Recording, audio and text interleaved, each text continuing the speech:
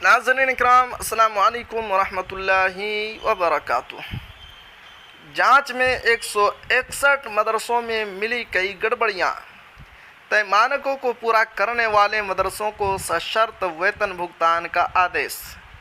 नाज़रीन किराम, बिहार मदरसा बोर्ड के मुतालिक बहुत ही अहम खबर है, लेकिन ख़बर से पहले आपसे एक छोटी सी गुजारिश है कि अगर आप हमारे चैनल पर नए हैं तो हमारे चैनल को ज़रूर सब्सक्राइब कीजिए और बेल आइकन के घंटे को भी ज़रूर दबा दीजिए, क्योंकि मैं आपके लिए इसी तरह की ख़बरें लेकर आता रहता हूँ। अब चलते हैं ख़बर की तरफ।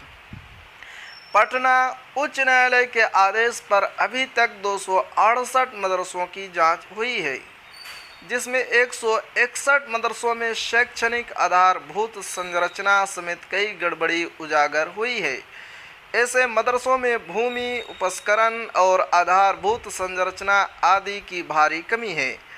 इसे गंभीरता से लेते हुए शिक्षा विभाग के अपर मुख्य सचिव दीपक कुमार सिंह ने संबंधित 12 जिलों के जिला शिक्षा अधिकारियों को आदेश दिया है कि सरकार द्वारा तय मानकों पर खरा उतरने वाले मदरसों को वेतन भुगतान किया जाए।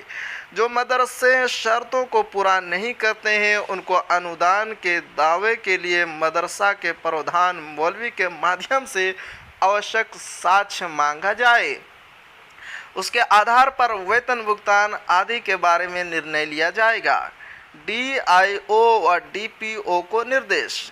शिक्षा विभाग ने 161 मदरसों के मामले में विभागीय आदेश का अनुपालन सुनिश्चित कराने का आदेश संबंधित जिले, जिनमें कटिहार, सीतामढ़ी, पूर्णिया, मुजफ्फरपुर, औरंगाबाद, रोहतास, सहरसा, पश्चिम चंपारण, सिवान, गोपालगंज, शेखपुरा और दरभंगा के जिला शिक्षा अधिकारी और जिला कार्यक्रम पदाधिकारी को दिया है।